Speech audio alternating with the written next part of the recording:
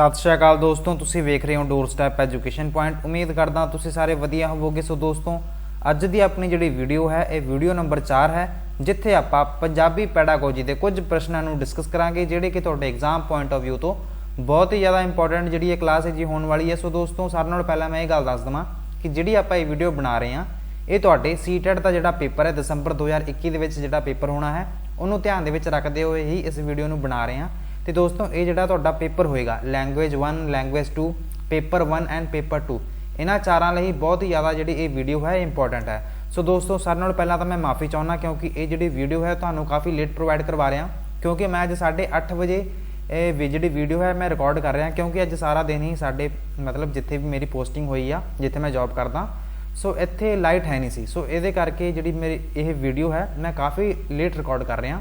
सो दोस्तों, तुहाडा बहुता समा ना खराब करते हुए आपां करते हैं वीडियो नूं शुरू। तो वीडियो शुरू करन तो पहला जेकर तुसीं अपने इस चैनल को सबसक्राइब नहीं किया है तो प्लीज़ इन्हूं सबसक्राइब कर लियो जी। तो आने वाली वीडियोज़ में मिस ना करने जिहड़ा बैल आइकन है तुसीं वो भी प्रेस जरूर कर लियो। सो दोस्तों, शुरू करते हैं अज दे अपने पहले प्रश्न तो। इस तो पहला आपां 3 वीडियोज़ हैगियां ने जी वो असीं बना चुके हैं। तो अज की अपनी जिहड़ी वीडियो है ये जिहड़ा अज दा पहला प्रश्न है ये तुहानूं ये पूछा जा रहा, हेठ लिखियां विचों कौन एक बच्चे की भाषा नूं ग्रहण कराउण विच महत्वपूर्ण भूमिका निभाउंदा है। सो तुहानूं ये प्रश्न पूछा जा रहा कि तुसीं इन्हां ऑप्शनां नूं पढ़ो एक बार, ठीक है ना। इन्हां ऑप्शनां नूं पढ़ के तुसीं ये दसना कि जदों भी बच्चा भाषा सिੱਖਦਾ है तो भाषा नूं एक्वायर करन दे विच आपां लर्निंग दी नहीं गल कर रहे, आपां एक्वायर दी गल कर रहे हैं कि लैंगुएज नूं एक्वायर करन दे विच एक्विजिशन दे विच ग्रहण कराउण दे विच महत्वपूर्ण जिहड़ी भूमिका है निभाउंदा है। कौन है वो? कि वो अध्यापक है, कि वो परिवार है, कि वो स्कूल है, कि वो मीडिया है। सो इत्थे जिहड़ा तुहाडा सही जवाब होएगा वो की होएगा जेकर आपां वैसे गल करिए भी बच्चा भाषा कित्थों सिੱਖਦਾ कि वो आपदे अध्यापक तो सिੱਖਦਾ है? नहीं, जदों वो बच्चा जन्म लैंदा भी वो आपदे घरदिआं नाल ही रहिंदा हुंदा, सो उत्थों ही जिहड़ी भाषा हुंदी है उत्थों ही सिੱਖਦਾ हुंदा। सो इत्थे जिहड़ा तुहाडा सही जवाब होएगा वो की होएगा जी, इत्थे जवाब है तुहाडा परिवार, ठीक है ना जी। परिवार तो ही जिहड़ा बच्चा है वो भाषा सिੱਖਦਾ हुंदा है। सो इत्थे जिहड़ा तुहाडा जवाब है जी ये सही होएगा। चलते हैं अज दे अपने दूसरे प्रश्न ते। तो सैशन के खत्म होने तो बाद तुहाडे इत्थे किन्ने नंबर बने ने तुसीं ये भी कमेंट करके जरूर दस्सिओ। तुसीं बहुत सारे स्टूडेंट हैगे आ जी, मैं काफ़ी बार कह तो दिना हुन्ना तुसीं वीडियो वेखदे हो लाइक करदे हो बट कमेंट नहीं करते। सो प्लीज़ मेरी रिक्वेस्ट है तुसीं कमेंट करके जरूर दस्सिया करो कि तुहाडे इत्थे 15 दे विचों किन्ने नंबर है जी बने हैगे आ। सो वेखते हैं जिहड़ा अपना दूसरा प्रश्न है, व्याकरण के नियमां नूं याद करना विधि का सारा तत्त है। जिहड़े कि आपां ग्रामर पढ़ाउने है ना, ग्रामर नूं आपां पढ़ाउने आ। सो आपां काफ़ी चीज़ां जिहड़ियां हैगियां जी बीएड दे विच भी सिੱਖੀਆਂ होणगीਆਂ कि जदों आपां इन्हां दे रूल्स नूं याद कराउने आ, ठीक है ना। जदों आपां ग्रामर्स दे रूल्स नूं याद कराउने आ ते इन्हूं एक स्पैसीफिक आपां मैथड का नाम दिंने आ। तुसीं उस मैथड का नाम दसना कि वो संगठित पहुँच है, कि वो प्रत्यक्ष पहुँच है, कि वो व्याकरण के अनुवाद की विधि है या फिर वो प्राकृतिक पहुँच है, ठीक है ना जी। प्राकृतिक पहुँच मतलब कि कह लो डायरैक्ट मैथड, एक तो हो गया डायरैक्ट मैथड, एक हो गया नैचुरल अप्रोच, ठीक है जी। तो व्याकरण के अनुवाद की विधि का मतलब है कि ग्रामर ट्रांसलेशन मैथड। सो जदों भी आपां ग्रामर्स के रूल्स नूं याद करने वाली जो गल करते हैं ना, सो ये किहड़ी विधि है जी, इसका जवाब तुसीं जिहड़ा देना है वो है व्याकरण के अनुवाद की विधि। सो ऑप्शन नंबर 3 की है जी, ये तुहाडा सही जवाब है। सो इस दे नाल ही चलते हैं अज दे अपने अगले प्रश्न ते। अगला जिहड़ा प्रश्न है इहनूं वेख लैंदे आ, हेठ लिखिआं विचों किहड़ा एक भाषा की सिखलाई लई महत्वपूर्ण नहीं है। इन्हां दे विचों तुसीं ऑप्शनां नूं पढ़ना है तो जवाब देना है कि इन्हां विचों किहड़ा एक भाषा की मतलब जदों भी तुसीं लैंगुएज लर्निंग करनी है भी इन्हां दे विचों किहड़ा इंपॉर्टेंट नहीं है। प्रेरणा, स्वै विश्वास, सिखलाई प्रति रवैया या फिर अनुवाद। जेकर मैं गल करां कि आपां कोई भी भाषा सीखनी है, ईवन पंजाबी भी हो सकती है, अंग्रेजी भी हो सकती है, जदों भी तुसीं इन्हां भाषावां नूं सीखदे हो सो इस तो बाद मतलब कि तुहाडे लई तुहानूं की लगदा इन्हां ऑप्शनां नूं पढ़ के कि सारे नालों जिहड़ी वध जरूरी गल है वो किहड़ी है? प्रेरणा होगी, मोटिवेशन, स्वै विश्वास हो गया भी सैल्फ कॉन्फिडेंस कह लो, है ना भी इहदे विच ये आ गया। सिखलाई प्रति रवैया मतलब तुहाडा बिहेवियर की है लर्निंग प्रति, भी जेकर तुसीं रैडीनैस ऑफ लर्निंग भी कह सकते हो इत्थे कि जेकर तुसीं कोई भी चीज़ पढ़न नूं तैयार ही नहीं, याद करन नूं तैयार नहीं, तुसीं वो चीज़ सीख नहीं सकते। मतलब ये कि मोटिवेशन की जरूरत पैंदी ही पैंदी आ। जेकर तुहाडे विच मोटिवेशन नहीं कोई चीज़ याद करन दे लई तुसी उदों तक वो चीज़ जिहड़ी है वो सीख नहीं सकते, भावें वो भाषा होवे भावें वो कुछ भी होवे। जेकर आप गल करिए सिखलाई प्रति रवैया, ये भी जरूरी आ, तो स्वै विश्वास, अपने आप ते भी तुहाडा जिहड़ा विश्वास है जी वो होना चाहिए है। सो ये तिन्ने गल्लां तां हैगियां जी जरूरी भाषा सीखण लई, बट अनुवाद कोई जरूरी नहीं, ठीक है ना जी। जिहड़ी ट्रांसलेशन है ਇਹਦੀ ਆਪਾਂ ਨੂੰ ਇੰਨੀ ਨੀਡ नहीं ਹੁੰਦੀ, मतलब ये ਇੰਨਾ ज़्यादा इंपॉर्टेंट है नहींगा ਜਦੋਂ भी ਤੁਸੀਂ ਕੋਈ ਭਾਸ਼ਾ ਸਿੱਖਣੀ ਆ। सो ऑप्शन नंबर डी की है जी, 4 की है ਤੁਹਾਡਾ सही जवाब है। चलते हैं अगले प्रश्न ਤੇ। अगला ਜਿਹੜਾ प्रश्न है, ਬੱਚਿਆਂ ਨੂੰ लिखना सिखाउण समय बतौर अध्यापक ਤੁਸੀਂ ਕੀ ਕਰੋਗੇ? ਤੁਸੀਂ ਬੱਚਿਆਂ ਨੂੰ ਕੀ ਕਰਨਾ ਹੈ? ਲਿਖਣਾ ਸਿਖਾਓਗੇ। ਤੁਸੀਂ ਬੱਚਿਆਂ ਨੂੰ ਲਿਖਣਾ ਸਿਖਾਉਣ ਸਮੇਂ ਤੁਸੀਂ ਐਜ਼ ਅ ਟੀਚਰ ਕੀ ਕਰ ਸਕਦੇ ਹੋ? ਬੱਚਿਆਂ ਨੂੰ ਭਾਸ਼ਾ ਦੇ ਅੱਖਰ ਲਿਖਣ ਲਈ ਕਿਹਾ ਜਾਵੇਗਾ, ਬੱਚਿਆਂ ਨੂੰ ਆਪਣੇ ਵਿਚਾਰ ਲਿਖਣ ਦਾ ਮੌਕਾ ਦਿੱਤਾ ਜਾਵੇਗਾ, ਬੱਚਿਆਂ ਨੂੰ ਪਹਿਲਾਂ ਯਾਦ ਕਰਕੇ ਫਿਰ ਸੁੰਦਰ ਲਿਖਤ ਵਿੱਚ ਇੱਕ ਪੈਰਾ ਲਿਖਣ ਲਈ ਕਿਹਾ ਜਾਏਗਾ, ਜਾਂ ਫਿਰ ਬੱਚਿਆਂ ਨੂੰ ਬਲੈਕ ਬੋਰਡ ਤੋਂ ਅੱਖਰ ਲਿਖਣ ਦਾ ਜਿਹੜਾ ਮੌਕਾ ਹੈ ਜੀ ਉਹ ਦਿੱਤਾ ਜਾਏਗਾ। ਸੋ ਦੋਸਤੋ ਤੁਸੀਂ ਨਾ ਸੋਚ ਕੇ ਦੱਸੋ ਇੱਥੇ ਕਿਹੜਾ ਜਵਾਬ ਹੈ ਜੀ ਉਹ ਸਹੀ ਹੋਏਗਾ। ਆਪਾਂ ਕਰਨਾ ਕੀ ਆ? ਬੱਚੇ ਨੂੰ ਲਿਖਣਾ ਸਿਖਾਉਣਾ। ਫਿਰ ਤੁਸੀਂ ਕਹੋਗੇ ਕਿ ਸਰ ਇੱਥੇ ਤਾਂ ਸਾਰੇ ਹੀ ਆਪਸ਼ਨਾਂ ਦੇ ਵਿੱਚ ਲਿਖਣ ਦੀ ਗੱਲ ਕੀਤੀ ਜਾ ਰਹੀ ਹੈ, ਬਟ ਜੇਕਰ ਤੁਸੀਂ ਆਪਸ਼ਨ ਨੰਬਰ 1, 3 ਤੇ 4 ਨੂੰ ਜੇ ਵੇਖਦੇ ਹੋ, ਇੱਥੇ ਕੀ ਲਿਖਿਆ ਹੋਇਆ? ਬੱਚਿਆਂ ਨੂੰ ਭਾਸ਼ਾ ਦੇ ਅੱਖਰ ਲਿਖਣ ਲਈ, ਇੱਥੇ ਸਿਰਫ ਅੱਖਰ ਲਿਖਣ ਦੀ ਗੱਲ ਕੀਤੀ ਜਾ ਰਹੀ ਹੈ। ਆਪਸ਼ਨ ਨੰਬਰ 3 ਦੀ ਜੇ ਤੁਸੀਂ ਗੱਲ ਕਰੋ, ਇੱਥੇ ਕਿਹਾ ਜਾ ਰਿਹਾ ਕਿ ਪਹਿਲਾਂ ਯਾਦ ਕਰਕੇ ਫਿਰ ਸੁੰਦਰ ਲਿਖਣ ਦੀ ਇੱਥੇ ਗੱਲ ਕੀਤੀ ਜਾ ਰਹੀ ਹੈ, ਬਟ ਆਪਸ਼ਨ ਨੰਬਰ 4 ਦੇ ਵਿੱਚ ਕੀ ਕਿਹਾ ਜਾ ਰਿਹਾ ਕਿ ਬੱਚਿਆਂ ਨੂੰ ਬਲੈਕ ਬੋਰਡ ਤੋਂ ਅੱਖਰ ਲਿਖਣ ਦਾ ਮੌਕਾ ਦਿੱਤਾ ਜਾਏਗਾ। ਜੇਕਰ ਪਹਿਲੀ, ਤੀਸਰੀ ਤੇ ਚੌਥੀ ਆਪਸ਼ਨਾਂ ਨੂੰ ਵੇਖੋਗੇ ਤੇ ਮਤਲਬ ਇਹ ਸੇਮ ਹੀ ਲੱਗ ਰਹੇ ਆ, ਬਟ ਜੇਕਰ ਤੁਸੀਂ ਆਪਸ਼ਨ ਨੰਬਰ 2 ਨੂੰ ਵੇਖੋਗੇ ਕਿ ਬੱਚਿਆਂ ਨੂੰ ਆਪਣੇ ਵਿਚਾਰ ਲਿਖਣ ਦਾ ਜਿਹੜਾ ਮੌਕਾ ਹੈ ਉਹ ਦਿੱਤਾ ਜਾਏਗਾ। ਸੋ ਇਹ ਗੱਲ ਤਾਂ ਬਿਲਕੁਲ ਸਹੀ ਹੈ ਨਾ ਕਿ ਜਦੋਂ ਉਹਨਾਂ ਨੂੰ ਆਪਦੇ ਜਿਹੜੇ ਵਿਚਾਰ ਹੈਗੇ ਜੀ ਲਿਖਣ ਦਾ ਜਦੋਂ ਮੌਕਾ ਦਿੱਤਾ ਜਾਏਗਾ, ਬੱਚਾ ਖੁੱਲ੍ਹ ਕੇ ਆਪਦੇ ਵੱਲੋਂ ਜੇਕਰ ਭਾਸ਼ਾ ਮਤਲਬ ਜਿੰਨੀ ਕੁ ਵਿਕਸਿਤ ਹੋਈ ਹੋਏਗੀ ਉਹਨਾਂ ਦੀ ਮਤਲਬ ਚੰਗੀ ਤਰ੍ਹਾਂ ਵਰਤੋਂ ਕਰਕੇ ਉਹ ਬੱਚਾ ਲਿਖੇਗਾ ਤੇ ਉਹਦੀ ਜਿਹੜੀ ਭਾਸ਼ਾ ਹੈ ਵੀ ਉਹ ਵੀ ਵਿਕਸਿਤ ਹੋਏਗੀ। ਸੋ ਇਸ ਹਿਸਾਬ ਨਾਲ ਜਿਹੜਾ ਆਪਸ਼ਨ ਨੰਬਰ 2 ਹੈ ਜੀ ਇਹ ਤੁਹਾਡਾ ਕੀ ਹੈ ਜੀ ਸਹੀ ਜਵਾਬ ਬਣਦਾ ਹੈ, ਠੀਕ ਹੈ ਨਾ ਜੀ। ਤੁਸੀਂ ਬੱਚਿਆਂ ਨੂੰ ਲਿਖਣਾ ਸਿਖਾਉਣਾ, ਸੋ ਉਹਦੇ ਲਈ ਇਹ ਜਿਹੜੀ ਗੱਲ ਹੈ ਜੀ ਇਹ ਬਹੁਤ ਜ਼ਿਆਦਾ ਐਜ਼ ਅ ਟੀਚਰ ਤੁਸੀਂ ਆਹ ਕੰਮ ਹੈ ਜਿਹੜਾ ਜੀ ਉਹ ਕਰ ਸਕਦੇ ਹੋ। ਚੱਲਦੇ ਹਾਂ ਅਗਲੇ ਪ੍ਰਸ਼ਨ ਤੇ। ਅਗਲਾ ਜਿਹੜਾ ਪ੍ਰਸ਼ਨ ਹੈ ਇੱਥੇ ਤੁਹਾਨੂੰ ਇਹ ਪੁੱਛਿਆ ਜਾ ਰਿਹਾ ਕਿ ਹੇਠ ਲਿਖਿਆਂ ਵਿੱਚੋਂ ਕਿਹੜਾ ਨੁਕਤਾ ਅਧਿਐਨ ਦੇ ਮਤਲਬ ਕਿ ਅਧਿਐਨ ਤੇ ਅਧਿਆਪਨ ਵਿਧੀਆਂ ਟੀਚਿੰਗ ਲਰਨਿੰਗ ਮੈਥਡ ਦੀ ਚੋਣ ਲਈ ਮਹੱਤਵਪੂਰਨ ਹੈ ਨਾ। ਐਜ਼ ਅ ਟੀਚਰ ਮੰਨ ਲਓ ਵੀ ਤੁਸੀਂ ਕੁਝ ਬੱਚਿਆਂ ਨੂੰ ਪੜ੍ਹਾਉਣਾ ਹੈ ਨਾ, ਤੇ ਉਹਦੇ ਲਈ ਤੁਸੀਂ ਟੀਚਿੰਗ ਲਰਨਿੰਗ ਜਿਹੜਾ ਮਟੀਰੀਅਲ ਹੈ ਵੀ ਤੁਸੀਂ ਕਿਵੇਂ ਚੂਜ਼ ਕਰੋਗੇ? ਇਹ ਨਜ਼ਦੀਕੀ ਬਾਜ਼ਾਰ ਵਿੱਚ ਉਪਲਬਧ ਹੋਣਾ ਚਾਹੀਦਾ ਹੈ ਕਿ ਜਿਹੜਾ ਤੁਹਾਡਾ ਨੇੜੇ ਜਿਹੜੀ ਵੀ ਮਾਰਕੀਟ ਹੈ ਵੀ ਉੱਥੇ ਅਵੇਲੇਬਲ ਹੋਣਾ ਚਾਹੀਦਾ। ਆਪਸ਼ਨ ਨੰਬਰ 2 ਦੇ ਵਿੱਚ ਇਹ ਗੱਲ ਕੀਤੀ ਜਾ ਰਹੀ ਹੈ ਇਹ ਬਹੁਤ ਜ਼ਿਆਦਾ ਮਹਿੰਗਾ ਨਹੀਂ ਹੋਣਾ ਚਾਹੀਦਾ। ਮਤਲਬ ਇਹ ਕਿ ਜਿਹੜਾ ਵੀ ਤੁਸੀਂ ਮਟੀਰੀਅਲ ਯੂਜ਼ ਕਰੋਗੇ ਨਾ ਵੀ ਉਹ ਬਹੁਤਾ ਮਹਿੰਗਾ ਨਹੀਂ ਹੋਣਾ ਚਾਹੀਦਾ। ਆਪਸ਼ਨ ਨੰਬਰ 3 ਕਿ ਇਹ ਸਿਰਫ ਵਿਦਿਆਰਥੀਆਂ ਵੱਲੋਂ ਬਣਾਇਆ ਹੋਣਾ ਚਾਹੀਦਾ, ਕਿ ਜਿਹੜਾ ਵੀ ਇਹ ਮਟੀਰੀਅਲ ਹੋਏਗਾ ਨਾ ਇਹ ਸਿਰਫ ਤੇ ਸਿਰਫ ਜਿਹੜੇ ਵਿਦਿਆਰਥੀ ਹੋਣਗੇ ਉਹਨਾਂ ਨੇ ਹੀ ਬਣਾਇਆ ਹੋਣਾ ਚਾਹੀਦਾ, ਫਿਰ ਹੀ ਮਤਲਬ ਕਿ ਇਹ ਤੁਸੀਂ ਇਹ ਚੂਜ਼ ਕਰੋਗੇ। ਜਾਂ ਫਿਰ ਆਪਸ਼ਨ ਨੰਬਰ ਡੀ ਇਹ ਪ੍ਰਸੰਗਕ ਹੋਣਾ ਚਾਹੀਦਾ ਹੈ ਅਤੇ ਇਸ ਦੀ ਵਰਤੋਂ ਸੰਗਠਿਤ ਢੰਗ ਨਾਲ ਹੋਣੀ ਚਾਹੀਦੀ ਹੈ। ਸੋ ਦੱਸੋ ਤੁਸੀਂ ਮਾੜਾ ਜਿਹਾ ਨਾ ਆਪਸ਼ਨਾਂ ਨੂੰ ਵੇਖੋ, ਸੋਚ ਸਮਝ ਕੇ ਜਵਾਬ ਦਿਓ। ਸੋ ਇੱਥੇ ਜਿਹੜਾ ਤੁਹਾਡਾ ਸਹੀ ਜਵਾਬ ਹੈ ਨਾ ਜੀ ਉਹ ਕਿਹੜਾ ਬਣੇਗਾ? ਆਪਸ਼ਨ ਨੰਬਰ 4 ਕਿ ਇਹ ਪ੍ਰਸੰਗਕ ਹੋਣਾ ਚਾਹੀਦਾ ਹੈ। ਇਸ ਤੋਂ ਭਾਵ ਇਹ ਹੈ ਕਿ ਈਜ਼ੀ ਟੂ ਯੂਜ਼ ਹੋਣਾ ਚਾਹੀਦਾ, ਮਤਲਬ ਕਿ ਵੇਖਦਿਆਂ ਹੀ ਆਪਾਂ ਨੂੰ ਪਤਾ ਲੱਗ ਜੇ ਕਿ ਇਹਨੂੰ ਆਪਾਂ ਯੂਜ਼ ਕਰਨਾ ਕਿਵੇਂ ਆ। ਐਵੇਂ ਨਾ ਗੱਲ ਹੋਵੇ ਕਿ ਬੜਾ ਹੀ ਕੰਪਲੈਕਸ ਜਾਂ ਮਟੀਰੀਅਲ ਹੋਵੇ ਤੇ ਉਹਨੂੰ ਯੂਜ਼ ਕਰਨ ਦੇ ਵਿੱਚ ਬੜੀ ਹੀ ਸਮੱਸਿਆ ਆ ਰਹੀ ਆ ਤੇ ਤੁਸੀਂ ਉਹਦੀ ਵਰਤੋਂ ਨਾ ਕਰ ਸਕੋ। ਤੇ ਇਹ ਕੀ ਹੋਣਾ ਚਾਹੀਦਾ? ਪ੍ਰਸੰਗਕ ਹੋਣਾ ਚਾਹੀਦਾ ਹੈ ਤੇ ਇਸ ਦੀ ਵਰਤੋਂ ਆਰਗੇਨਾਈਜ਼ਡ ਵੇ ਨਾਲ ਹੋਣੀ ਚਾਹੀਦੀ ਹੈ, ਠੀਕ ਹੈ ਨਾ। ਸੋ ਇਹ ਬਿਲਕੁਲ ਜਵਾਬ ਸਹੀ ਹੈ। ਆਪਸ਼ਨ ਨੰਬਰ 4 ਕੀ ਹੈ ਜੀ? ਇਹਦਾ ਜਿਹੜਾ ਜਵਾਬ ਹੈ ਜੀ ਇਹ ਜਵਾਬ ਬਿਲਕੁਲ ਸਹੀ ਹੈ। ਚੱਲਦੇ ਹਾਂ ਅਗਲੇ ਪ੍ਰਸ਼ਨ ਤੇ। ਅਗਲਾ ਜਿਹੜਾ ਪ੍ਰਸ਼ਨ ਹੈ ਦੂਜੀ ਜਮਾਤ ਦੇ ਕੁਝ ਵਿਦਿਆਰਥੀਆਂ ਨੂੰ ਕੁਝ ਧੁਨੀਆਂ ਦੇ ਉਚਾਰਨ ਵਿੱਚ ਮੁਸ਼ਕਿਲ ਆਉਂਦੀ ਹੈ, ਠੀਕ ਹੈ ਨਾ ਜੀ। ਦੂਜੀ ਜਮਾਤ ਦੇ ਕੁਝ ਵਿਦਿਆਰਥੀਆਂ ਨੂੰ ਕੁਝ ਧੁਨੀਆਂ ਦੇ ਉਚਾਰਨ ਵਿੱਚ ਮੁਸ਼ਕਿਲ ਆਉਂਦੀ ਹੈ। ਹੇਠ ਲਿਖਿਆਂ ਵਿੱਚੋਂ ਕਿਹੜੀ ਜੁਗਤ ਵਿਦਿਆਰਥੀਆਂ ਦੀ ਮੁਸ਼ਕਿਲ ਦਾ ਹੱਲ ਕਰਨ ਲਈ ਸਭ ਤੋਂ ਵੱਧ ਅਸਰਦਾਰ ਹੋਵੇਗੀ? ਸੋ ਸੈਕੰਡ ਕਲਾਸ ਦੇ ਬੱਚੇ ਹੈਗੇ ਆ ਜੀ, ਉਹਨਾਂ ਵਿਦਿਆਰਥੀਆਂ ਨੂੰ ਕੀ ਆ ਰਹੀ ਹੈ ਜੀ ਜਿਹੜੀਆਂ ਧੁਨੀਆਂ ਨਹੀਂ ਹੁੰਦੀਆਂ, ਆਵਾਜ਼ ਮਤਲਬ ਕਿ ਜਿਹੜੇ ਅੱਖਰ ਹੁੰਦੇ ਆ ਉਹਨਾਂ ਅੱਖਰਾਂ ਦੀ ਜਿਹੜੀ ਆਵਾਜ਼ ਹੁੰਦੀ ਆ, ਧੁਨੀਆਂ ਹੁੰਦੀਆਂ ਜੀ, ਉਹ ਉਚਾਰਨ ਕਰਨ ਦੇ ਵਿੱਚ ਉਹਨਾਂ ਨੂੰ ਬੜੀ ਸਮੱਸਿਆਵਾਂ ਆ ਰਹੀਆਂ ਨੇ ਜੀ। ਸੋ ਉਸ ਤੋਂ ਬਾਅਦ ਤੁਸੀਂ ਇਹਨਾਂ ਆਪਸ਼ਨਾਂ ਨੂੰ ਵੇਖੋ ਕਿ ਮਤਲਬ ਤੁਸੀਂ ਕਿਹੜਾ ਜਿਹੜਾ ਤਰੀਕਾ ਹੈ ਤੁਸੀਂ ਉਹ ਅਪਣਾ ਸਕਦੇ ਹੋ ਜਿਹਦੇ ਕਰਕੇ ਜਿਹੜੇ ਵੀ ਵਿਦਿਆਰਥੀ ਹੋਣਗੇ ਉਹਨਾਂ ਨੂੰ ਜਿਹੜੀਆਂ ਵੀ ਮੁਸ਼ਕਿਲਾਂ ਦਾ ਸਾਹਮਣਾ ਕਰਨਾ ਪੈ ਰਿਹਾ ਤੁਸੀਂ ਉਹਨਾਂ ਨੂੰ ਮਤਲਬ ਕੀ ਕਰ ਸਕਦੇ ਹੋ, ਉਹਨਾਂ ਨੂੰ ਹੱਲ ਕਰ ਸਕਦੇ ਹੋ। ਤੇ ਇਹਦੇ ਨਾਲ ਕੀ ਹੋਏਗਾ, ਜਿਨ੍ਹਾਂ ਦਾ ਮੁਸ਼ਕਿਲ ਦਾ ਹੱਲ ਕਰਨ ਲਈ ਸਭ ਤੋਂ ਵੱਧ ਅਸਰਦਾਰ ਹੋਏਗੀ ਉਹ ਗੱਲ ਕਿਹੜੀ ਹੈ। ਤਾਂ ਤੁਸੀਂ ਇਹ ਦੱਸਣਾ ਹੈ। ਆਪਸ਼ਨ ਨੰਬਰ ਪਹਿਲੇ ਨੂੰ ਵੇਖੋ, ਮਨੁੱਖੀ ਮੂੰਹ ਦੇ ਇੱਕ ਮਾਡਲ ਦੀ ਵਰਤੋਂ ਨਾਲ ਇੱਕ ਧੁਨੀ ਪੈਦਾ ਕਰਨ ਵਿੱਚ ਸ਼ਾਮਿਲ ਅੰਗ ਦਾ ਪ੍ਰਦਰਸ਼ਨ ਕਰਨਾ ਚਾਹੀਦਾ ਹੈ, ਜਾਂ ਫਿਰ ਜੋੜਿਆਂ ਦੇ ਅਭਿਆਸ ਦੀ ਘੱਟ ਤੋਂ ਘੱਟ ਵਰਤੋਂ, ਜਿਵੇਂ ਕਿ ਸ਼ਬਦਾਂ ਦੀ ਜਿਹੜੀ ਤੁਕਬੰਦੀ ਅਤੇ ਉਹਨਾਂ ਦੇ ਉਚਾਰਨ ਨਾਲ ਸਮੁੱਚੇ ਸ਼ਬਦ ਵਿੱਚ ਧੁਨੀ ਦੀ ਜਿਹੜੀ ਪਛਾਣ ਹੈ ਉਹ ਕਰਾਉਣੀ ਚਾਹੀਦੀ ਹੈ। ਆਪਸ਼ਨ ਨੰਬਰ 3 ਪਾਠ ਨੂੰ ਬੋਲ ਕੇ ਤੇ ਪੜ੍ਹਨਾ ਅਤੇ ਧੁਨੀਆਂ ਦੀ ਵਰਤੋਂ ਉੱਪਰ ਜ਼ੋਰ ਦੇ ਕੇ ਸਪਸ਼ਟ ਕਰਨਾ।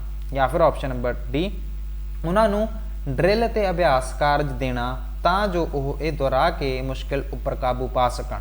ਠੀਕ ਹੈ ਜੀ। ਸੋ ਇੱਥੇ ਜਿਹੜਾ ਤੁਹਾਡਾ ਸਹੀ ਜਵਾਬ ਹੋਏਗਾ ਉਹ ਹੋਏਗਾ ਆਪਸ਼ਨ ਨੰਬਰ 2। ਆਪਸ਼ਨ ਨੰਬਰ 2 ਇੱਥੇ ਇਫੈਕਟਿਵ ਹੋਏਗਾ ਕਿਉਂ? ਕਿਉਂਕਿ ਇੱਥੇ ਜਦੋਂ ਵੀ ਆਪਾਂ ਅਭਿਆਸ ਦੀ ਜੋੜਿਆਂ ਦੇ ਅਭਿਆਸ ਦੀ ਘੱਟ ਤੋਂ ਘੱਟ ਵਰਤੋਂ ਤੇ ਇਸ ਦੇ ਨਾਲ ਜਿਹੜੀ ਸ਼ਬਦਾਂ ਦੀ ਤੁਕਬੰਦੀ ਆ ਤੇ ਉਹਨਾਂ ਦੇ ਉਚਾਰਨ ਨਾਲ ਜਿਹੜੇ ਵੀ ਸ਼ਬਦ ਹੋਣਗੇ ਉਹਨਾਂ ਦੀ ਧੁਨੀ ਦੀ ਆਪਾਂ ਕੀ ਕਰਵਾਵਾਂਗੇ, ਆਪਾਂ ਪਛਾਣ ਕਰਵਾਵਾਂਗੇ। ਠੀਕ ਹੈ ਨਾ। ਹੋਰ ਕਿਤੇ ਇਹ ਗੱਲ ਲਿਖੀ ਨਹੀਂ ਹੋਈ ਕਿ ਮੇਨਲੀ ਆਪਾਂ ਕਰਨਾ ਕੀ ਸੀ, ਧੁਨੀਆਂ ਦੀ ਪਛਾਣ ਕਰਾਉਣੀ ਸੀ। ਠੀਕ ਹੈ ਨਾ। ਧੁਨੀਆਂ ਦੀ ਆਪਾਂ ਪਛਾਣ ਕਰਾਉਣੀ ਆ। ਸੋ ਆਪਸ਼ਨ ਨੰਬਰ 2 ਕੀ ਹੈ ਜੀ, ਇਹ ਤੁਹਾਡਾ ਬਿਲਕੁਲ ਸਹੀ ਜਵਾਬ ਹੈ। ਚੱਲਦੇ ਹਾਂ ਅਗਲੇ ਪ੍ਰਸ਼ਨ ਤੇ। ਅਗਲਾ ਜਿਹੜਾ ਪ੍ਰਸ਼ਨ ਹੈ ਇੱਥੇ ਤੁਹਾਨੂੰ ਇਹ ਪੁੱਛਿਆ ਜਾ ਰਿਹਾ, ਵੈਸੇ ਦੋਸਤੋ ਮੈਨੂੰ ਇਹਦੇ ਵਿੱਚ ਥੋੜੀ ਜਿਹੀ ਕਨਫਿਊਜ਼ਨ ਹੋਈ ਸੀਗੀ, ਬਟ ਚਲੋ ਮੈਂ ਫਿਰ ਵੀ ਤੁਹਾਨੂੰ ਥੋੜਾ ਜਿਹਾ ਸਮਝਾਉਣ ਦੀ ਕੋਸ਼ਿਸ਼ ਕਰਦਾ। ਇਹ ਜਿਹੜਾ ਪ੍ਰਸ਼ਨ ਹੈ, ਅਧਿਆਪਨ ਦੀ ਉਹ ਵਿਧੀ ਜਿਸ ਵਿੱਚ ਇਸ ਉੱਪਰ ਆਧਾਰਿਤ ਅਨੇਕਾਂ ਉਦਾਹਰਨਾਂ ਰਾਹੀਂ ਵਿਆਕਰਣ ਦੇ ਨਿਯਮਾਂ ਉੱਪਰ ਧਿਆਨ ਕੇਂਦਰਿਤ ਕੀਤਾ ਜਾਂਦਾ ਹੈ ਉਹ ਡੈਸ਼ ਹੈ। ਸੋ ਦੋਸਤੋ ਆਪਣੇ ਟੀਚਿੰਗ ਦੇ ਵਿੱਚ ਦੋ ਮੈਥਡ ਹੁੰਦੇ ਆ, ਇੱਕ ਹੁੰਦਾ ਹੈ ਇੰਡਕਟਿਵ ਮੈਥਡ, ਇੱਕ ਹੁੰਦਾ ਹੈ ਡਿਡਕਟਿਵ ਮੈਥਡ। ਇੰਡਕਟਿਵ ਮੈਥਡ ਦੇ ਵਿੱਚ ਕੀ ਹੁੰਦਾ, ਆਹ ਵੇਖੋ ਜਿਵੇਂ ਪਹਿਲੀ ਆਪਸ਼ਨ ਦੇ ਵਿੱਚ ਲਿਖਿਆ ਹੋਇਆ। ਇੰਡਕਟਿਵ ਮੈਥਡ ਦੇ ਵਿੱਚ ਜਦੋਂ ਆਪਾਂ ਐਗਜ਼ਾਮਪਲਸ ਪਹਿਲਾਂ ਪੜਾਉਂਦੇ ਆ ਬੱਚਿਆਂ ਨੂੰ, ਠੀਕ ਹੈ ਨਾ, ਐਗਜ਼ਾਮਪਲਸ ਆਪਾਂ ਬੱਚਿਆਂ ਨੂੰ ਪਹਿਲਾਂ ਪੜਾਉਂਦੇ ਆ, ਉਸ ਤੋਂ ਬਾਅਦ ਜਿਹੜੇ ਉਹਨਾਂ ਦੇ ਨੇਮ ਹੁੰਦੇ ਨੇ, ਮਤਲਬ ਕਿ ਰੂਲਸ ਹੁੰਦੇ ਆ, ਫਿਰ ਆਪਾਂ ਸਮਝਾਉਂਦੇ ਆ। ਡਿਡਕਟਿਵ ਦੇ ਵਿੱਚ ਕੀ ਹੁੰਦਾ, ਡਿਡਕਟਿਵ ਦੇ ਵਿੱਚ ਆਪਾਂ ਪਹਿਲਾਂ ਸਾਡੇ ਨਾਲੋਂ ਉਹਨੂੰ ਕਾਫੀ ਸਾਰੀਆਂ ਮਤਲਬ ਕਹਿ ਲਓ ਵੀ ਰੂਲਸ ਵਗੈਰਾ ਪੜਾਉਣ ਤੋਂ ਬਾਅਦ ਫਿਰ ਉਦਾਹਰਨਾਂ ਦੀ ਮਦਦ ਨਾਲ ਉਹਨਾਂ ਰੂਲਸ ਨੂੰ ਕੀ ਕਰਦੇ ਆ ਜੀ, ਉਹਨਾਂ ਤੇ ਸਟ੍ਰੈਸ ਦਿੰਦੇ ਆ, ਮਤਲਬ ਵੈਰੀਫਾਈ ਕਰਦੇ ਆ। ਸੋ ਇੱਥੇ ਜਿਹੜਾ ਤੁਹਾਡਾ ਜਵਾਬ ਪਤਾ ਕੀ ਬਣਦਾ ਹੈ ਜੀ, ਸੀਟੈਟ ਵੱਲੋਂ ਤਾਂ ਜਿਹੜਾ ਜਵਾਬ ਹੈ ਜੀ ਉਹ ਡਿਡਕਟਿਵ ਵਿਧੀ ਲਗਾਇਆ ਗਿਆ। ਸੋ ਇੱਥੇ ਮੈਂ ਤਾਂ ਇਹ ਮੰਨ ਕੇ ਚੱਲ ਰਿਹਾ ਕਿ ਉਹਨਾਂ ਨੇ ਜਵਾਬ ਕਿਹੜੇ ਹਿਸਾਬ ਨਾਲ ਲਗਾਇਆ ਹੋਏਗਾ। ਸੋ ਉਹਨਾਂ ਨੇ ਇਹ ਗੱਲ ਕੀਤੀ ਹੋਣੀ ਆ ਕਿ ਵੀ ਜਿਹੜੇ ਉਦਾਹਰਨਾਂ ਹੈਗੀਆਂ, ਮਤਲਬ ਇਹ ਕਿ ਜਿਹੜੇ ਨੇਮ ਹੁੰਦੇ ਆ, ਨੇਮਾਂ ਉੱਪਰ ਧਿਆਨ ਕੇਂਦਰਿਤ ਕਿਵੇਂ ਕਰ ਸਕਦੇ ਆ ਵੀ ਜਦੋਂ ਆਪਾਂ ਉਦਾਹਰਨਾਂ ਨੂੰ ਪੜਾਵਾਂਗੇ। ਠੀਕ ਹੈ ਨਾ। ਮਤਲਬ ਇਹ ਕਿ ਜਦੋਂ ਆਪਾਂ ਨੇਮਸ ਪਹਿਲਾਂ ਆਪਾਂ ਦੱਸਦੇ, ਠੀਕ ਹੈ ਜੀ, ਰੂਲਸ ਦੱਸਣ ਤੋਂ ਬਾਅਦ ਆਪਾਂ ਕੀ ਕੀਤਾ ਹੈ, ਆਪਾਂ ਫਿਰ ਉਹਨਾਂ ਉਦਾਹਰਨਾਂ ਨੂੰ ਪੜ੍ਹ ਰਹੇ ਹਾਂ। ਮਤਲਬ ਇਹ ਕਿ ਇਸ ਵਿਧੀ ਵਿੱਚ ਜਿਸ ਉੱਪਰ ਅਨੇਕਾਂ ਉਦਾਹਰਨਾਂ ਆਪਾਂ ਦੇਵਾਂਗੇ, ਮਤਲਬ ਅਨੇਕਾਂ ਉਦਾਹਰਨਾਂ ਰਾਹੀਂ, ਠੀਕ ਹੈ ਨਾ, ਬਹੁਤ ਸਾਰੀਆਂ ਉਦਾਹਰਨਾਂ ਰਾਹੀਂ ਆਪਾਂ ਵਿਆਕਰਣ ਦੇ ਜਿਹੜੇ ਰੂਲਸ ਹੋਣਗੇ ਉਹਨਾਂ ਉੱਪਰ ਜਿਹੜਾ ਆਪਦਾ ਧਿਆਨ ਹੋਏਗਾ ਉਹ ਕੇਂਦਰਿਤ ਕਰਾਂਗੇ। ਮਤਲਬ ਇਹ ਕਿ ਆਪਾਂ ਰੂਲਸ ਪਹਿਲਾਂ ਦੱਸ ਰਹੇ ਹਾਂ, ਰੂਲਸ ਨੂੰ ਆਪਾਂ ਫਿਰ ਐਗਜ਼ਾਮਪਲਾਂ ਦੇ ਥਰੂ, ਠੀਕ ਹੈ ਨਾ, ਰੂਲਸ ਨੂੰ ਜਿਹੜੇ ਵੀ ਕਹਿ ਲਓ ਉਦਾਹਰਨਾਂ ਦੇ ਥਰੂ ਆਪਾਂ ਕੀ ਕਰਾਂਗੇ, ਇਹਨਾਂ ਨੂੰ ਆਪਾਂ ਵੈਰੀਫਾਈ ਕਰਾਂਗੇ। ਠੀਕ ਹੈ ਜੀ, ਆਪਾਂ ਸਟ੍ਰੈਸ ਦੇਵਾਂਗੇ। ਸੋ ਇਸ ਹਿਸਾਬ ਨਾਲ ਜਿਹੜਾ ਸੀਟੈਟ ਨੇ ਜਿਹੜਾ ਜਵਾਬ ਦਿੱਤਾ ਸੀਗਾ ਉਹ ਹੈ ਡਿਡਕਟਿਵ ਵਿਧੀ। ਕੱਲ ਨੂੰ ਤੁਹਾਨੂੰ ਇਹ ਕੁਐਸਚਨ ਪੁੱਛਿਆ ਵੀ ਜਾ ਸਕਦਾ ਕਿਉਂਕਿ ਇਸ ਟੌਪਿਕ ਤੋਂ ਇੱਕ ਜਿਹੜਾ ਪ੍ਰਸ਼ਨ ਉਹ ਤੁਹਾਨੂੰ ਵੇਖਣ ਨੂੰ ਮਿਲਦਾ ਹੀ ਹੈ। ਮੈਂ ਦੁਬਾਰਾ ਦੱਸ ਦਿੰਦਾ, ਇੰਡਕਟਿਵ ਮੈਥਡ ਦੇ ਵਿੱਚ ਕੀ ਹੁੰਦਾ, ਇੰਡਕਟਿਵ ਮੈਥਡ ਦੇ ਵਿੱਚ ਪਹਿਲਾਂ ਤੁਸੀਂ ਬੱਚਿਆਂ ਨੂੰ ਬਹੁਤ ਸਾਰੀਆਂ ਉਦਾਹਰਨਾਂ ਪੜ੍ਹਾਉਂਦੇ ਹੋ, ਉਦਾਹਰਨਾਂ ਪੜ੍ਹਾਉਣ ਤੋਂ ਬਾਅਦ ਤੁਸੀਂ ਜਿਹੜੇ ਵੀ ਰੂਲਸ ਹੁੰਦੇ ਨੇ ਜੀ ਤੁਸੀਂ ਉਹ ਪੜ੍ਹਾਉਂਦੇ ਹੋ। ਮੇਨਲੀ ਤੁਸੀਂ ਗ੍ਰਾਮਰ ਲਈ ਇਹੀ ਯੂਜ਼ ਕਰਦੇ ਹੋ। ਜਦੋਂ ਵੀ ਤੁਸੀਂ ਟੈਂਸ ਵਗੈਰਾ, ਵੌਇਸ ਵਗੈਰਾ ਪੜ੍ਹਾਉਂਦੇ ਹੋ, ਪਹਿਲਾਂ ਕੀ ਕਰਦੇ ਹੋ, ਪਹਿਲਾਂ ਤੁਸੀਂ ਬੱਚਿਆਂ ਨੂੰ ਐਗਜ਼ਾਮਪਲਸ ਦੱਸਦੇ ਹੋ, ਰੂਲਸ ਤਾਂ ਨਹੀਂ ਦੱਸਦੇ, ਪਹਿਲਾਂ ਤੁਸੀਂ ਬੱਚਿਆਂ ਨੂੰ ਐਗਜ਼ਾਮਪਲਸ ਦਿੰਦੇ ਹੋ, ਉਸ ਤੋਂ ਬਾਅਦ ਰੂਲਸ ਦੱਸਦੇ ਹੋ। ਸੋ ਇਹ ਤਾਂ ਗੱਲ ਹੁੰਦੀ ਹੈ ਇੰਡਕਟਿਵ ਦੀ। ਡਿਡਕਟਿਵ ਦੇ ਵਿੱਚ ਪਹਿਲਾਂ ਤੁਸੀਂ ਰੂਲਸ ਦੱਸਦੇ ਹੋ, ਫਿਰ ਕੀ ਕਰਦੇ ਹੋ, ਫਿਰ ਐਗਜ਼ਾਮਪਲਾਂ ਦੇ ਥਰੂ ਪੜ੍ਹਾਉਂਦੇ ਹੋ। ਠੀਕ ਹੈ ਨਾ ਜੀ। ਸੋ ਆਪਸ਼ਨ ਨੰਬਰ 2 ਇੱਥੇ ਇਹਨਾਂ ਵੱਲੋਂ ਜਵਾਬ ਸਹੀ ਦਿੱਤਾ ਗਿਆ ਸੀਗਾ, ਬਾਕੀ ਤੁਸੀਂ ਵੇਖ ਲਿਓ। ਪ੍ਰਤੱਖ ਵਿਧੀ ਕਿਹੜੀ ਹੋ ਗਈ, ਪ੍ਰਤੱਖ ਤਾਂ ਸਿੱਧਾ ਫਿਰ ਡਾਇਰੈਕਟ ਮੈਥਡ ਹੋ ਗਿਆ। ਵਿਆਕਰਣ ਦੇ ਅਨੁਵਾਦ ਦੀ ਵਿਧੀ ਇਹ ਕਿਹੜਾ ਹੈ ਜੀ, ਇਹਦੇ ਵਿੱਚ ਤੁਸੀਂ ਮੰਨ ਲਓ ਕਿ ਜਿਹੜਾ ਵੀ ਕਹਿ ਲਓ ਗ੍ਰਾਮਰ ਟ੍ਰਾਂਸਲੇਸ਼ਨ ਮੈਥਡ ਉਹ ਪਹਿਲਾਂ ਵੀ ਆਇਆ ਸੀ, ਰਿਪੀਟ ਹੋ ਚੁੱਕਿਆ। ਹੁਣ ਵੇਖਦੇ ਹਾਂ ਅਗਲਾ ਜਿਹੜਾ ਪ੍ਰਸ਼ਨ ਹੈ, ਸਿੱਖਿਆਰਥੀ ਡੈਸ਼ ਭਾਸ਼ਾ ਗ੍ਰਹਿਣ ਕਰਦੇ ਹਨ। ਸਿੱਖਿਆਰਥੀ ਜਿਹੜੇ ਹੈਗੇ ਆ ਜੀ ਉਹ ਕਿਹੜੀ ਭਾਸ਼ਾ ਗ੍ਰਹਿਣ ਕਰਦੇ ਆ ਜੀ, ਇਹਨਾਂ ਨੂੰ ਵੇਖਦੇ ਹਾਂ। ਇੱਕ ਪ੍ਰਾਕਿਰਤਿਕ ਪਰਸਪਰ ਮਾਹੌਲ ਵਿੱਚ ਭਾਸ਼ਾ ਦੀ ਵਰਤੋਂ ਰਾਹੀਂ, ਮਤਲਬ ਕਿ ਜਿਹੜੇ ਸਿੱਖਿਆਰਥੀ ਹੈਗੇ ਆ ਜੀ ਭਾਸ਼ਾ ਨੂੰ ਗ੍ਰਹਿਣ ਮਤਲਬ ਕਰਦੇ ਕਿਵੇਂ ਆ, ਤੁਹਾਨੂੰ ਇਹ ਪੁੱਛਿਆ ਜਾ ਰਿਹਾ। ਅਕਵਾਇਰ ਦੀ ਗੱਲ ਕੀਤੀ ਜਾ ਰਹੀ ਆ। ਭਾਸ਼ਾ ਦੀ ਸੰਰਚਨਾ ਦੇ ਵਿਸ਼ਲੇਸ਼ਣ ਰਾਹੀਂ, ਜਾਂ ਫਿਰ ਉਸ ਭਾਸ਼ਾ ਦੇ ਸਾਹਿਤ ਦੀ ਪੜ੍ਹਤ ਰਾਹੀਂ, ਜਾਂ ਫਿਰ ਉਸ ਭਾਸ਼ਾ ਦੇ ਬੁਲਾਰਿਆਂ ਦੇ ਸੱਭਿਆਚਾਰ ਬਾਰੇ ਸਿਖਲਾਈ ਰਾਹੀਂ। ਸੋ ਇੱਥੇ ਜਿਹੜਾ ਤੁਹਾਡਾ ਸਹੀ ਜਵਾਬ ਹੋਏਗਾ, ਜਦੋਂ ਵੀ ਬੱਚਾ ਹੈ ਉਹ ਲੈਂਗੁਏਜ ਨੂੰ ਅਕਵਾਇਰ ਕਿੱਥੋਂ ਕਰਦਾ ਹੈ, ਜਦੋਂ ਉਹਨੂੰ ਨੈਚੁਰਲ ਜਿਹੜਾ এনवायरमेंट ਹੈ ਉਹ ਮਿਲਦਾ ਹੈ। ਜਦੋਂ ਵੀ ਬੱਚੇ ਨੂੰ ਨੈਚੁਰਲ ਜਿਹੜਾ ਪ੍ਰਾਕਿਰਤਿਕ ਪਰਸਪਰ ਮਾਹੌਲ ਦੇ ਵਿੱਚ ਜਦੋਂ ਵੀ ਉਹਨੂੰ ਮੌਕਾ ਮਿਲਦਾ ਹੈ ਤੇ ਉੱਥੇ ਮਤਲਬ ਸਮਝ ਲਓ ਕਿ ਰਿਚ এনवायरमेंट ਹੋਵੇ, ਉਹਨੂੰ ਇਹੋ ਜਿਹਾ এনवायरमेंट ਹੋਵੇ। ਰਿਚ ਕਹਿਣ ਦਾ ਭਾਵ ਇਹ ਹੈ ਕਿ ਭਾਸ਼ਾ ਉਹਨੂੰ ਬੋਲਣ ਦਾ ਵੱਧ ਤੋਂ ਵੱਧ ਜਿਹੜਾ ਮੌਕਾ ਹੈ ਉਹ ਦਿੱਤਾ ਜਾਵੇ ਨਾ, ਤੇ ਫਿਰ ਬੱਚਾ ਕੀ ਕਰੇਗਾ, ਬੱਚਾ ਫਿਰ ਉਸ ਮਾਹੌਲ ਦੇ ਵਿੱਚ ਜਿਹੜੀ ਭਾਸ਼ਾ ਹੈ ਉਹਨੂੰ ਚੰਗੀ ਤਰ੍ਹਾਂ ਗ੍ਰਹਿਣ ਕਰ ਸਕਦਾ ਹੈ, ਅਕਵਾਇਰ ਕਰ ਸਕਦਾ ਹੈ। ਸੋ ਆਪਸ਼ਨ ਨੰਬਰ ਜਿਹੜਾ ਫਸਟ ਹੈ ਜੀ ਉਹ ਇਸ ਹਿਸਾਬ ਨਾਲ ਕੀ ਬੈਠ ਰਿਹਾ ਜੀ, set. So option number first ਕੀ ਹੈ ਜੀ, ਇਹ ਤੁਹਾਡਾ ਸਹੀ ਜਵਾਬ ਹੈ। सो इस तरह ही चलते हैं अज दे अपने अगले प्रश्न ते। अगला जिहड़ा प्रश्न है इत्थे तुहानूं की पुछया जा रहा, हेठ लिखियां विचों किहड़ी सुचज्जी मोटर स्किल विकसित करन विच शामिल है। मतलब ये कि तुहानूं ये पुछया जा रहा कि तुसीं ये दसो कि इत्थे जिहड़ियां भी ऑप्शनां दित्तियां होईयां ना, इन्हां दे विचों सुचज्जी मतलब कि ये मेरे अकॉर्डिंग फाइन मोटर स्किल की गल कर रही है। ठीक है ना जी, ये आप पहला भी रिपीट कर चुके हैं। मतलब हुण तुसीं आप भी अंदाज़ा लगाओ कि इहो ਜਿਹੇ ਜਿਹੜੇ प्रश्न है रिपीट हो रहे हैं, मतलब कि इंपॉर्टेंट है फिर ही रिपीट हो रहे हैं ना। इत्थे की है जी, फाइन मोटर स्किल की जिहड़ी गल है जी वो की जा रही है। जिहड़ी फाइन मोटर स्किल हुंदी है, एक तां हुंदी है मोटर स्किल, जिवें कि तुसीं कोई बाल्टी चुक ली, कोई है ना गोला सिੱਟਤਾ, तुसीं साइकिल चला लिया, तुसीं होर भी मतलब काम करता, कोई इट चुक ली, ये सब की है, ये सब मोटर स्किल दे विच आउंदा है। बट जे आपां फाइन मोटर स्किल की गल करिए ना, उहदे विच मैं चलो तुहानूं सीधा आंसर ही दस दिंदा, इहदे विच तुहाडा लिखना आएगा। ठीक है जी, इहदे विच की आएगा लिखना। हॉपिंग, क्लाइंबिंग, रीडिंग, इहदे विच ये सारे ऑप्शन होणगे गलत। ऑप्शन नंबर 3 की है जी, ये तुहाडा होएगा सही जवाब। चलते हैं जी अगले प्रश्न ते। अगला जिहड़ा प्रश्न है इहनूं वेख लैंदे आ। अध्यापक वल्लों हेठ लिखियां विचों किहड़ा प्रश्न पुछण ते एक जमात विच बहुभाषावाद उत्साहत हुंदा है। सो अध्यापक वालों की किया जा रहा जी, इन्हां विचों तुहानूं पुछया जा रहा कि भी इहो जिहा किहड़ा प्रश्न पुछेगा जिहदे नाल जमात विच जिहड़ा बहुभाषावाद है उहदे नालों उत्साहत होवेगा। सो दसो इहदा जवाब की होएगा जी। गुब्बारे किन्ना उच्चा उड़ सकते हैं, अपनी भाषा विच सब्जियां दे नाम लिखो, की तुहाडे कोल एक पालतू है, की तुसीं चिट्ठियां लिखदे हो, लिखियां मतलब की तुसीं चिट्ठियां लिखियां। सो अध्यापक वालों जदों भी कोई प्रश्न पुछना, ठीक है ना जी, ਆਪਾਂ ਇੱਥੇ ਮਲਟੀਲਿੰਗੁਅਲਿਜ਼ਮ ਦੀ ਗੱਲ ਕਰ ਰਹੇ ਹਾਂ, ਬਹੁਭਾਸ਼ਾਵਾਦ ਦੀ।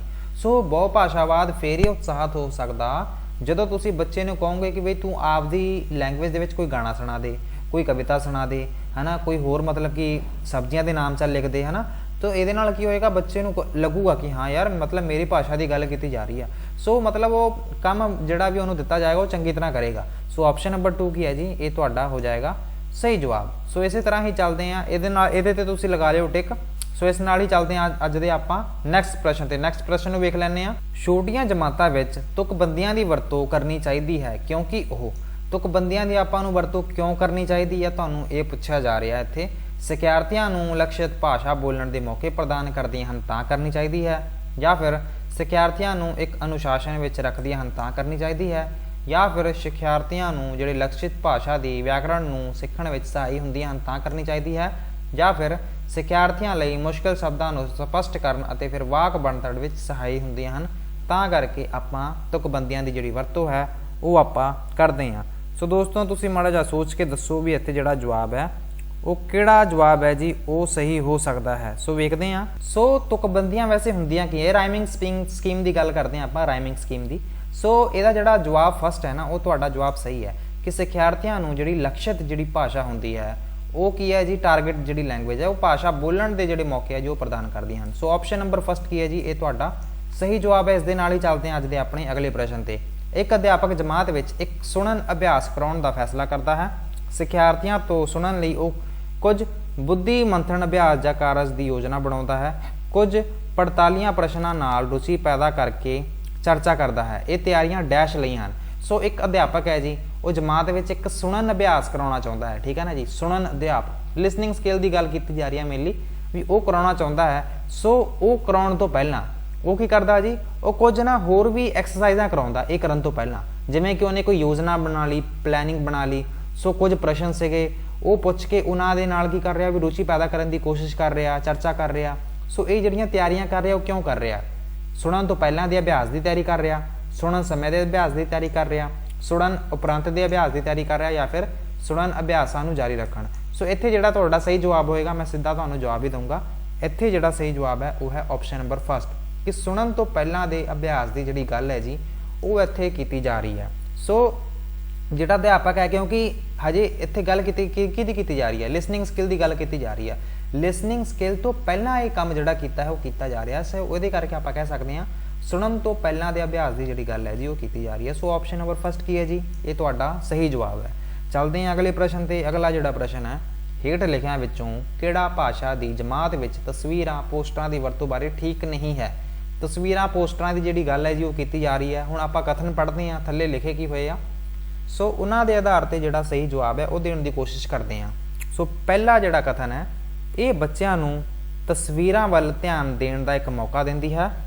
ਇਹ ਬੱਚਿਆਂ ਨੂੰ ਸਵੈ ਪ੍ਰਗਟਾਵੇ ਅਤੇ ਤਸਵੀਰਾਂ ਦੇ ਆਧਾਰ ਉੱਪਰ ਲਿਖਣ ਦਾ ਮੌਕਾ ਦਿੰਦੀ ਹੈ, ਜਾਂ ਫਿਰ ਇਹ ਉਹਨਾਂ ਨੂੰ ਜਮਾਤ ਵਿੱਚ ਕਾਲਪਨਿਕ ਸੰਸਾਰ ਅਤੇ ਬੱਚਿਆਂ ਦੀ ਸਿਰਜਣਾਤਮਕਤਾ ਵਿੱਚ ਥਾਂ ਮੁਹੱਈਆ ਕਰਦੀ ਹੈ, ਜਾਂ ਫਿਰ ਇਹ ਉਹਨਾਂ ਨੂੰ ਸੁਣਨ ਕੌਸ਼ਲ ਵਿਕਸਿਤ ਕਰਨ ਦਾ ਮੌਕਾ ਪ੍ਰਦਾਨ ਕਰਦੀ ਹੈ। ਠੀਕ ਹੈ ਜੀ। ਸੋ ਮਤਲਬ ਇਹ ਕਿ ਇੱਥੇ ਇਹਨਾਂ ਨੇ ਪੁੱਛਿਆ ਕੀ ਗਿਆ, ਇਹਨਾਂ ਨੇ ਪੁੱਛਿਆ ਹੈ ਕਿ ਹੇਠ ਲਿਖਿਆਂ ਵਿੱਚੋਂ ਕਿਹੜਾ ਭਾਸ਼ਾ ਦੇ ਜਮਾਤ ਵਿੱਚ ਤਸਵੀਰਾਂ ਪੋਸਟਰਾਂ ਦੀ ਵਰਤੋਂ ਬਾਰੇ ਠੀਕ ਨਹੀਂ ਹੈ। ਮਤਲਬ ਕਿ ਇੱਥੇ ਤਿੰਨ ਗੱਲਾਂ ਤਾਂ ਇਹੋ ਜਿਹੀਆਂ ਹੋਣਗੀਆਂ ਜਿਹੜੀਆਂ ਕਿ ਠੀਕ ਹੋਣਗੀਆਂ ਜੇ ਆਪਾਂ ਤਸਵੀਰਾਂ ਦੀ ਗੱਲ ਕਰੀਏ। ਸੋ ਇਹਨਾਂ ਬੱਚਿਆਂ ਨੂੰ ਤਸਵੀਰਾਂ ਵੱਲ ਧਿਆਨ ਦੇਣ ਦਾ ਇੱਕ ਮੌਕਾ ਦਿੰਦੀ ਹੈ। ਸੋ ਇਹ ਗੱਲ ਤਾਂ ਬਿਲਕੁਲ ਠੀਕ ਹੈ ਨਾ ਇਹਨਾਂ ਦੇ ਅਕੋਰਡਿੰਗ, ਜੇ ਠੀਕ ਨਾ ਲਿਖਿਆ ਹੁੰਦਾ। ਤਸਵੀਰਾਂ ਬੱਚਿਆਂ ਨੂੰ ਸਵੈ ਪ੍ਰਗਟਾਵੇ ਅਤੇ ਤਸਵੀਰਾਂ ਦੇ ਆਧਾਰ ਉੱਤੇ ਲਿਖਣ ਦਾ ਮੌਕਾ ਦਿੰਦੀ ਹੈ, ਇਹ ਵੀ ਗੱਲ ਠੀਕ ਹੈ ਜੀ। ਜੇਕਰ ਆਪਾਂ ਗੱਲ ਕਰੀਏ, ਇਹ ਉਹਨਾਂ ਨੂੰ ਜਮਾਤ ਵਿੱਚ ਕਾਲਪਨਿਕ ਸੰਸਾਰ ਅਤੇ ਬੱਚਿਆਂ ਦੀ ਸਿਰਜਣਾਤਮਕਤਾ ਜਿਹੜੀ ਕ੍ਰੀਏਟਿਵਿਟੀ ਹੈ ਉਹਨਾਂ ਦੀ ਵੀ ਇੱਕ ਥਾਂ ਜਿਹੜੀ ਹੈ ਮੁਹੱਈਆ ਕਰਾਉਂਦੀ ਹੈ। ਸੋ ਇਹ ਗੱਲ ਵੀ ਠੀਕ ਹੈ ਜੀ। ਬਟ ਜੇ ਆਪਾਂ ਗੱਲ 4 ਨੂੰ ਵੇਖੀਏ, ਇੱਥੇ ਗੱਲ ਕੀਤੀ ਜਾ ਰਹੀ ਹੈ ਸੁਣਨ ਕੌਸ਼ਲ ਨੂੰ ਵਿਕਸਿਤ ਕਰਨ ਦਾ ਮੌਕਾ ਪ੍ਰਦਾਨ ਕਰਦੀ ਹੈ। ਵੀ ਮੈਂ ਇਹ ਪੁੱਛਦਾ ਕਿ ਆਪਾਂ ਨੂੰ ਜਿਹੜੇ ਵੀ ਪੋਸਟਰ ਹੈਗੇ ਆ ਉਸ ਤੋਂ ਤਾਂ ਆਪਾਂ ਨੂੰ ਕੁਝ ਸੁਣਨ ਨੂੰ ਤਾਂ ਮਿਲਦਾ ਨਹੀਂ, ਫਿਰ ਸੁਣਨ ਕੌਸ਼ਲ ਦਾ ਵਿਕਾਸ ਕਿਵੇਂ ਹੋ ਸਕਦਾ? ਸੋ ਆਪਸ਼ਨ ਨੰਬਰ 4 ਕੀ ਹੈ ਜੀ? ਇਹ ਤੁਹਾਡਾ ਸਹੀ ਜਵਾਬ ਹੈ ਜੀ। ਚੱਲਦੇ ਹਾਂ ਅਗਲੇ ਪ੍ਰਸ਼ਨ ਤੇ। ਅਗਲਾ ਜਿਹੜਾ ਪ੍ਰਸ਼ਨ ਹੈ, ਉੱਭਰਦੀ ਜਿਹੜੀ ਸਾਖਰਤਾ ਹੈ, ਉੱਭਰਦੀ ਸਾਖਰਤਾ ਦੀ ਪੱਧਰ ਉੱਤੇ, ਉੱਭਰਦੀ ਸਾਖਰਤਾ ਦੀ ਪੱਧਰ ਉੱਤੇ ਡੈਸ਼ ਲਿਖਤ ਦੇ ਅਧੀਨ ਆਉਂਦਾ ਹੈ। ਕੀ ਆਉਂਦਾ ਜੀ? ਅੱਖਰ, ਸ਼ਬਦ, ਵਾਕ ਜਾਂ ਫਿਰ ਚਿੱਤਰਕਾਰੀ। ਸੋ ਚਿੱਤਰਕਾਰੀ ਇੱਥੇ ਸਹੀ ਜਵਾਬ ਹੈ ਜੀ, ਕਿਉਂਕਿ ਚਿੱਤਰਕਾਰੀ ਹੈ ਜੀ ਉੱਭਰਦੀ ਸਾਖਰਤਾ ਦੇ ਪੱਧਰ ਉੱਤੇ। ਇਹ ਕੀ ਹੈ ਜੀ?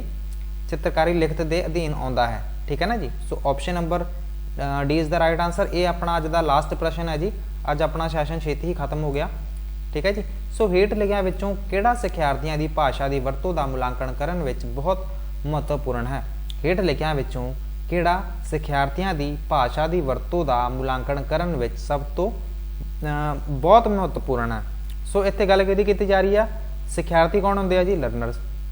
ਉਹਨਾਂ ਦੀ ਭਾਸ਼ਾ ਦੀ ਵਰਤੋਂ ਦਾ ਆਪਾਂ ਇਵੈਲੂਏਸ਼ਨ ਕਰਨਾ। ਠੀਕ ਹੈ ਨਾ ਜੀ। ਉਹਦਾ ਆਪਾਂ ਕਰਨਾ ਹੈ ਵੀ ਉਹ ਕਿਵੇਂ ਕਰਾਂਗੇ? ਚੈੱਕਲਿਸਟ, ਰੇਟਿੰਗ ਸਕੇਲ, ਪੋਰਟਫੋਲੀਓ, ਪਰਸਪਰ ਪ੍ਰਭਾਵ ਜਾਂ ਫਿਰ ਇੰਟਰੈਕਸ਼ਨ। ਸੋ ਇੱਥੇ ਜਿਹੜਾ ਤੁਹਾਡਾ ਸਹੀ ਜਵਾਬ ਹੋਏਗਾ ਉਹ ਕੀ ਹੋਏਗਾ? ਪੋਰਟਫੋਲੀਓ। ਪੋਰਟਫੋਲੀਓ ਕਿਉਂ ਹੋਏਗਾ? ਪੋਰਟਫੋਲੀਓ ਹੁੰਦਾ ਕਿ ਮੈਂ ਇਹਦੇ ਬਾਰੇ ਵੀ ਦੱਸ ਦਿੰਦਾ। ਸੋ ਇੱਕ ਫਾਈਲ ਟਾਈਪ ਹੁੰਦੀ ਆ ਜਿਹਦੇ ਵਿੱਚ ਆਪਾਂ ਬੱਚੇ ਦੇ ਨਾ ਸਾਰੀ ਹੀ ਡਿਟੇਲ ਲਿਖੀ ਹੁੰਦੀ ਆ ਕਿ ਬੱਚੇ ਦੀ ਵੀਕਨੈਸ ਕਿਹੜੀ ਹੈ, ਸਟਰੈਂਥ ਕਿਹੜੀ ਹੈ, ਕਿਹਨਾਂ ਦੇ ਵਿੱਚ ਇਹ ਬੱਚਾ ਬਹੁਤ ਵਧੀਆ ਕੰਮ ਕਰਦਾ ਹੈ। ਮਤਲਬ ਇਹ ਸਾਰੀਆਂ ਗੱਲਾਂ ਹੀ ਇਹਦੇ ਵਿੱਚ ਮਤਲਬ ਲਿਖੀਆਂ ਹੁੰਦੀਆਂ ਨਾ ਜੀ। ਠੀਕ ਹੈ ਜੀ। ਸੋ ਇਹਨੂੰ ਆਪਾਂ ਕਹਿੰਦੇ ਆ ਪੋਰਟਫੋਲੀਓ। ਸੋ ਪੋਰਟਫੋਲੀਓ ਦੇ ਥਰੂ ਹੀ ਆਪਾਂ ਬੱਚੇ ਦਾ ਜਿਹੜਾ ਮੁਲਾਂਕਣ ਹੈ ਭਾਸ਼ਾ ਦਾ ਉਹ ਚੰਗੀ ਤਰ੍ਹਾਂ ਕਰ ਸਕਦੇ ਹਾਂ। ਆਪਸ਼ਨ ਨੰਬਰ 3 ਕੀ ਹੈ ਜੀ? ਸਹੀ ਜਵਾਬ ਹੈ। ਸੋ ਇਹ ਅੱਜ ਦਾ ਆਪਣਾ ਲਾਸਟ ਪ੍ਰਸ਼ਨ ਸੀਗਾ। ਉਮੀਦ ਕਰਦਾ ਤੁਹਾਨੂੰ ਸੈਸ਼ਨ ਦੇ ਵਿੱਚ ਮਜ਼ਾ ਜ਼ਰੂਰ ਆਇਆ ਹੋਏਗਾ। ਤੇ ਦੋਸਤੋ ਸੈਸ਼ਨ ਖਤਮ ਕਰਨ ਤੋਂ ਪਹਿਲਾਂ ਤੁਸੀਂ ਚੈਨਲ ਨੂੰ ਸਬਸਕ੍ਰਾਈਬ ਜ਼ਰੂਰ ਕਰ ਲਿਓ। ਵੀਡੀਓ ਪਸੰਦ ਆਈ ਹੋਵੇ ਤਾਂ ਇਹਨੂੰ ਲਾਈਕ ਕਰਨ ਤੋਂ ਬਾਅਦ ਆਪ ਦੋਸਤਾਂ ਨਾਲ ਵੀ ਸ਼ੇਅਰ ਕਰ ਲਿਓ।